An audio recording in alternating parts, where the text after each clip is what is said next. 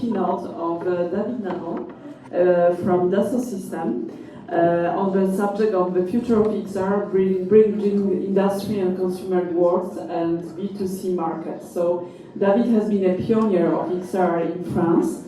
So you are one of the first using virtual reality actually. Today David is head of immersive experience innovation at Dassault Systèmes. David is also a key animator of the global French XR community and also co-founder of AFXR, it's the community for scientific research and development XR in France. So David, please, the stage is yours.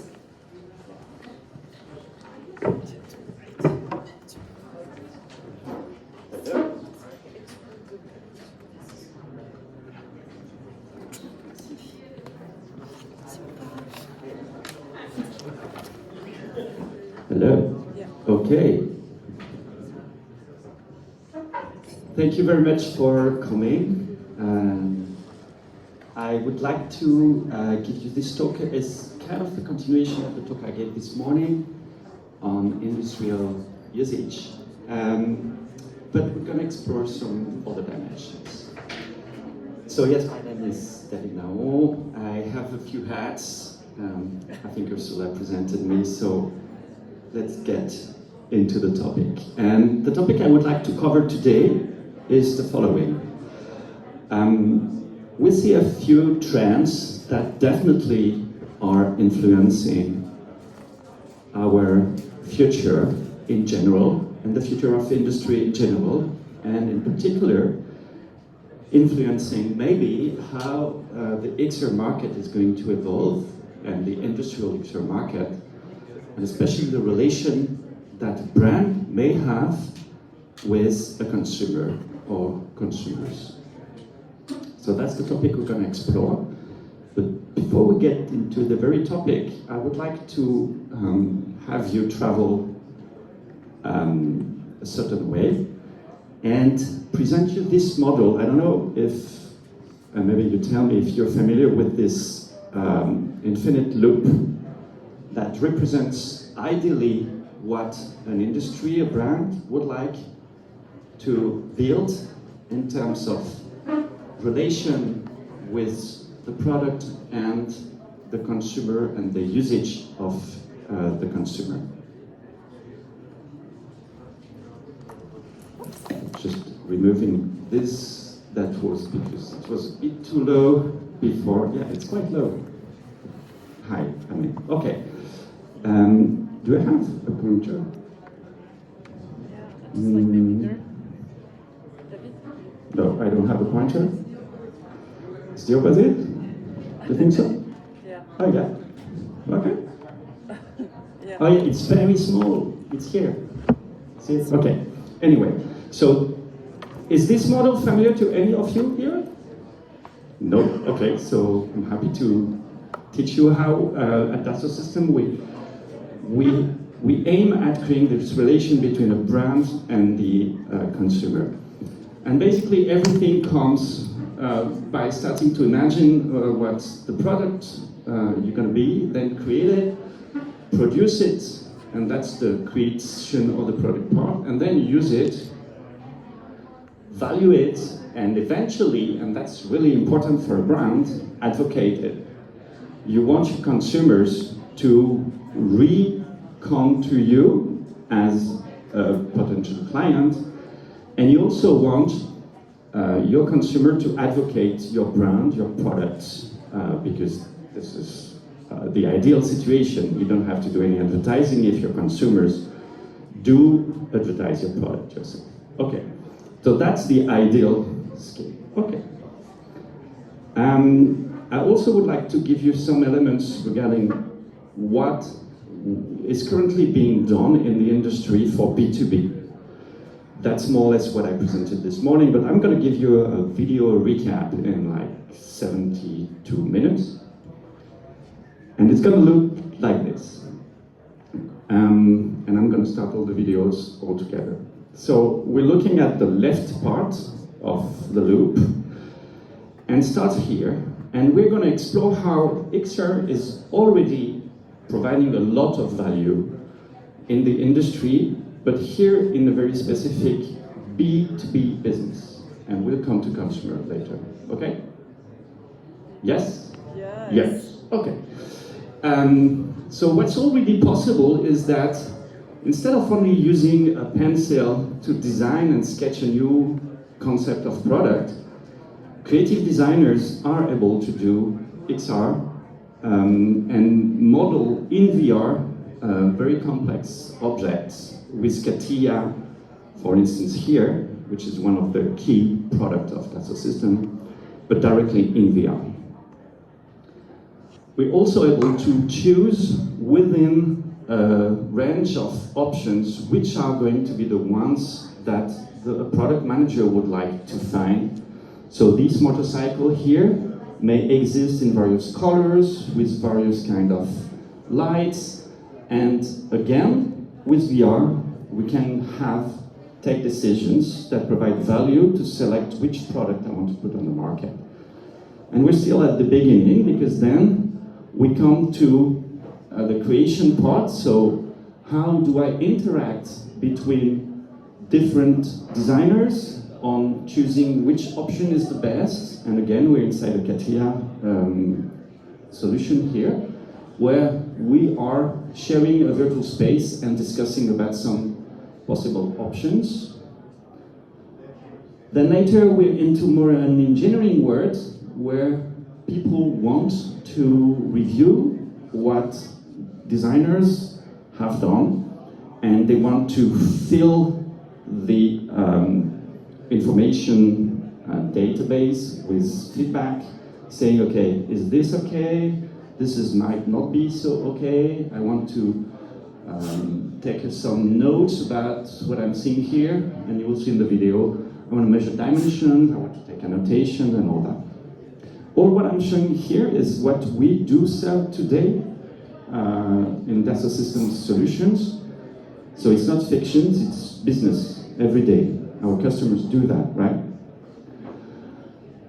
Yeah, you can explode the thing, you can explore it in its all dimensions. Also, simulations are very important, because you need science when you create whatever product. So here a car, you want to crash it virtually and understand if the passenger is going to be safe and at what conditions, and maybe change the design again, and so on. And having an immersive view of that, so here it's using a desktop VR, so Z-Space, whatever, let you understand deeply why this should be done that way or not. And again,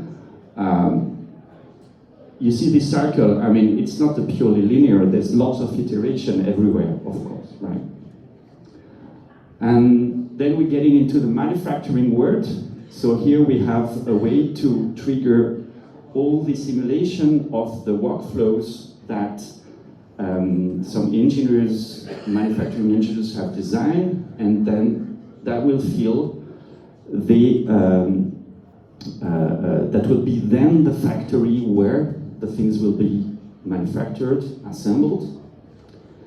And you want to communicate that with the people who are going to work on the place. And so if they're able to live their future experience as the team working in the factory, that has a lot of value, and so it's already possible.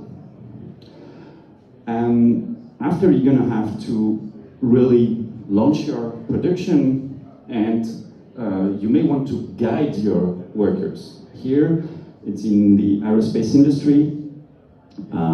It's already a reality where you may have some information directly projected onto the piece of plane that you're working on, and the system will tell you, okay, you have to screw that bolt, and not this one, that one, and the bolt is big as that, maybe.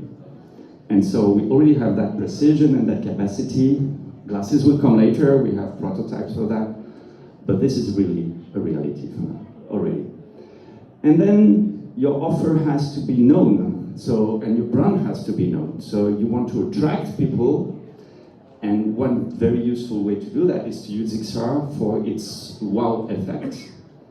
The video you see here is in our headquarters, New Paris in France, and we have a huge free roaming space with 3 wireless headsets, and we enable people to be inside a factory which is partly a point cloud coming from a real factory and partly a CAD model with kinematics and things to review, a bit like in this scenario. And so people come to our headquarters because they want to live this experience, and that's fine. You can use VR, XR for just the attraction it has, right? And then you want to sell your stuff. So I'm showing here a real B2B experience that is in our industrial equipment industry. And here you see how this excavator is being sold with a sales configurator that is designed for the customers to choose the capacity of the buckets and the kind of wheels and this kind of stuff. And that is needed to enter the following part, which I'm going to show you. So here now on the right, I'm going to the left, you see what happens when the product is on the market. So here the product is a bit specific because it's a factory, but that's going to be identical, and we'll see later with a given product. But the factory is being followed by tracers, trackers, anything that gives information about how it's working. And so this virtual twin, and we come to this concept in a second, is giving the capacity to a team to work ahead of going to the actual factory and find the issue. Imagine suddenly there's a leak somewhere or a machine has stopped and you want to understand why. So 2 options: you send someone there and this person is going to spend hours working all around and try to understand the issue, or you give this person a virtual twin of the factory, and within the factory you have information that is being attached to physical part of the factory. And so you can inspect the virtual replica of the factory with its data, its sensor, what is the temperature of that, when has it been revised for fixing, what happened to that part here, and all that is going hopefully to give you the clue and find what happened, and then you can send someone and you've saved a lot of time.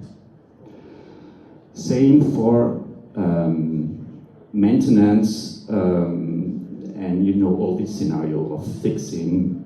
Okay, this is a bit fictional yet because it's using AR and not VR. AR headsets, as we know, are not yet being a lot deployed as opposed to VR, but it's coming. Okay. Now let's see. So we're still in the business world. Now we want to check what's happening on the consumer world. So the left part of the loop for the consumer is going to be very similar to what we do in the business. But on the right, what do we have? In terms of sales, we already have a lot. And the video you're seeing here is showing, is showing how we teamed, our service team actually provided with the DS brand. It's part of a French and PSA and even big brand. Anyway, and here they're selling product to consumer, it's cars, with this configurator, and all they need is a seat and a valve, basically. And that's a kind of a revolution, because that means that you can present cars to your consumers in the cities where your customers are, and not in the suburbs where you're able to afford to have lots of cars so that the public can see those cars. So that's a first very significant shift. It really means that XR is changing the way the sales of cars is being done. And that's the same for anything that costs money, like apartments. Anything that is costly, like a kitchen, that is not yet existing and you would like to have a virtual twin of, so that you can decide if you want to purchase it or not.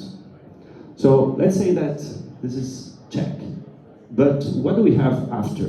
What do we have when the product is on the field? As a consumer, I bought my car, I bought my apartment, I bought my chair. What do I have that relates me with the brand who built that product? And actually, not a lot. Nothing really digital. And especially if you want to, for instance, be guided to use your product, you have a paper that often you have thrown away or put somewhere and you can find it. You can find online with specialized sites like many manuals, the PDF of your refrigerator or whatever. But usually you will go to Google and hopefully you will find it. And the very worst is when you want to fix your machine, your coffee machine, your bike, your car, or whatever. Today, there's a big need from the consumer to have solutions that leverage the digital and enables to actually do something with your physical product and the virtual information that you could access, like how to use it, how to fix it. And that is really what we want to address.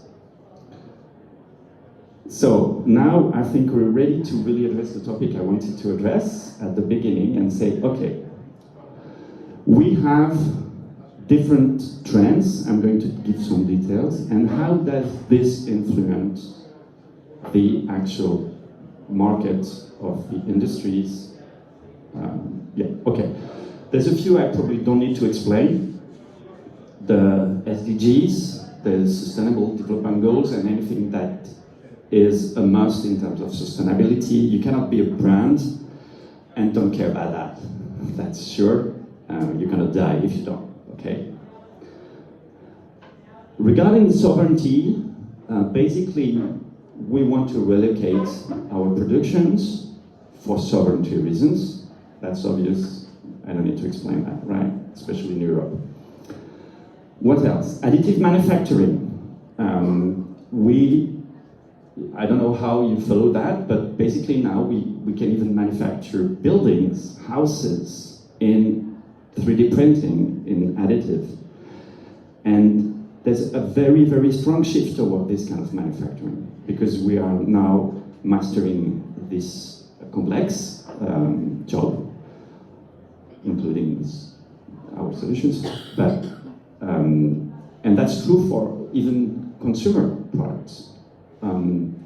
You want your stuff to be, I'll come to that. Should I speak about the generative AI a little bit? AI in general has changed a lot for us as consumers.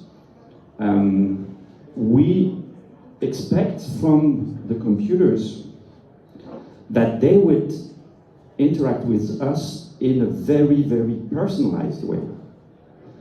And it's obvious for ChatGPT, it's answering my prompt, so it's really a personal relation. But even if you're in TikTok or Instagram or whatever, the field that TikTok is sending me is much more interesting than the field that your TikTok is sending you. Because it has learned how I like things, and that's really important. And I think this trend is influencing a lot, and we'll see how. I would like to give you details on two things. Virtual twins, because I mean Dassault Systèmes is the virtual twin company basically. And I'm not sure if you're all familiar, but when you take that and you superimpose the virtual twins, you see there is virtual twin everywhere. Starting by, if I do the, I'm very bad with that. Okay, there's two buttons and I press the wrong. Anyway, already if we take the existing workflow that I described previously, there is a twin of the target audience my marketing and design team wants to address. They know who they speak to, and actually a twin is a model of that. Okay, it's data about those. There is obviously a twin of my product, because I'm designing a CAD product, so I have the requirements, the functional, the logical, and the physical parts of the product which is being designed. Of course, it's a twin. Actually, the two tops should be inverted. I have a twin of my factory. I have a twin of my supply chain. So who's bringing what, where, how, where are they located, where do they source their materials, everything like this, because it's critical, okay? I have a twin when I'm advertising. I have a twin of my campaign. I know where I've been buying advertising. I know how much hits I have on my LinkedIn, on my whatever channels. Everything is a twin, and it's being stored inside a platform, which is the platform that the brands use, like the one we sell, by the way. I have a commercial twin, which is the range, the brand sells. So like in the car configurator, I know which are the options, which are the colors, which are the equipments, and where I sell what. I have a twin of my channel. Who sells what products, how much of what quantity, and this is key to understand after, because now I'm going on the right, to understand after how I should influence my design, right? So here, I have a twin of my channel, I said. I have a twin of how my products are being sold. In the industrial equipment world, of course, when I sell an escalator, for instance, to Schindler, there is a unique idea of the escalator I sell in the station in Brussels. This exists as a unique number. I know if it has been maintained. I know if for when it has been built, who built it. Everything is known, and it's a twin of the maintenance. And of course, I have a twin of the trends, the information that flew to make me imagine the next product has its own twin. And for instance, with our solution, the Net Vibe solution, we know how to listen to the social networks to understand the trends and understand that maybe we should build, our customers should build a car that is for adult, for young workers in cities, and mostly pink, because it's the trendy color, right? Okay, so that's already what is being done, basically, by our customers. But I want you to follow me on what I think is the next thing. And going back to XR, maybe not. This morning has been a nightmare with the technology. Can you go to the next slide, please? Merci. I want to speak about how I see XR in the consumer world entering the landscape. All the analysts have thought that XR would be a success when this kind of stuff by the way, very, very impacting the environment, when this kind of stuff will be in our homes. But that's not for today at all. What we see a lot, if you look at the creative industry, is that people go into location-based experience sites, so entertainment, culture, but also in schools sometimes, also in medical places. Anyway, the target, the short-term target, is not people at home with a VR headset. Forget that, or at least for the next 4 or 5 years. Aim at that. That kind of scenario is really efficient. It's working, and people do go to places to have a unique experience with their family. Okay. So with all that in mind, we're gonna get there.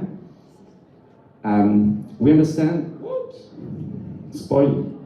We understand that consumers are wiser. We want more local manufacturing for environmental reasons. We want to leverage virtual twins. We want to have on-demand manufacturing, reduce the warehouse. We want personalized products, and we want this to happen in location-based experiences. Okay, so as a summary, we want on-demand, locally manufactured, customized for me goods, right? So how do we do that? We do that by adding 2 virtual twins that I did not mention, and which are quite unexpected. The first one is the twin of the user on the design part, on the left one. Before, the user was not known at the design time. And conversely, at the use time, we want a virtual twin of the product. Okay? So overall, we have this kind of loop. And I want to co-design my product with the brand. It's not for anyone, it's for me, okay? And then I want the system to generate a product for me. And I want to try it before it's manufactured, because I want to make sure it's going to fit me. And I want it to be produced near me, not in China, for instance. And I would like it, when I have it, I would like maybe to finish assembling it. Do you like IKEA assembly instructions? You probably would love to have something better, right? And I want to be guided to use it, whatever the complexity of the product. If it has the digital twin of the product, when I use it and I can access it as it has been done by the brand, and I keep a relation with the brand, I can have the best information possible. And even for fixing it, like the excavator or the escalator that I was mentioning, if the brand knows that I have that product and it has that issue, I can know how to fix it, or with some other people. But imagine how efficient that would be compared to crowding Google and find a video explaining how to unbox or dismount my coffee machine. And I would like overall the brand to know me, basically, because later when I will buy another machine from that brand, the machine knows me and knows what I have and can adapt it. We're getting short in time, so I'm going to try to fit with it, but if you're okay for another 4 minutes, I can show you 2 videos. Maybe we can just leave the sound, if you don't mind. This one was an event, CES in 2016, where we wanted to test something. I wanted to test something which was how can a consumer, or I mean anyone, design something or actually share something that is in his or her mind. So give it a shape, represent it in 3D without the support for a designer. So the system is called 3D Dream Sketcher, and basically we ask people to stand in a given position where they are kind of the hero of their dreams, and we have a system with 2 Kinects, and it captures a point cloud that represents that person as a starting point. This is extremely important. And then they design their dream. They represent them as they were, as they are, inside this flying this plane, inside this underwater world, inside with this costume, whatever. And so we had more than 300 people, and we showed it after in other places. And people know how to draw in 3D. It's absolutely easy. So imagine that we give them a special modeler that enables them to design, for instance, a chair. But not a chair like I do sketches like this, because this chair is not going to be, cannot be manufactured. But imagine I gave them CATIA or a certain modeler, and that's the case. We went further and we asked people, we gave them not their physical point cloud, but a kind of atmosphere where we asked them a challenge. This one was, how can you help a family to gather rubbish after they leave the playa, la plage, the beach, thank you. And we asked people to draw what they have in mind, and they actually draw something. And here it's actually CATIA Natural Sketch, so it's a project we actually built for the creative designer. I showed you the video, but when we put it in the hands of the public, it works. But imagine now, so I'm going to go back to that, and it's going to be more or less the end, that it's a table, and I want to buy a table. And so I go somewhere, and they say, okay, I know that I can have tables there, but not any table, a table that is in a style that fits me. And the table is going to grow thanks of my input. I want a table which is a bit like this, and the feet are a bit like that. I give some impulse to the modeler, to the engine that is behind. And this is a generative engine that will create something that is 3D printable. And it's 3D printable either in the very shop I did my sketch, but maybe otherwise very near with additive manufacturing. And it's going to come to me.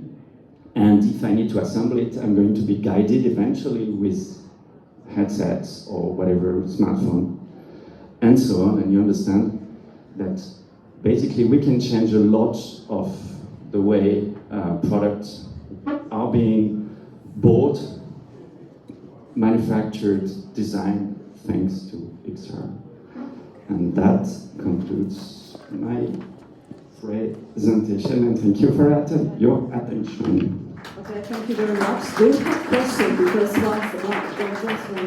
do you have maybe one or two questions? Because it's really challenging. I think that you are facing as well B2C. You told David that you don't see the use B2C in wide public use before 4 or 5 years. So, do you have some question? You have David in front of you. You can challenge him. No?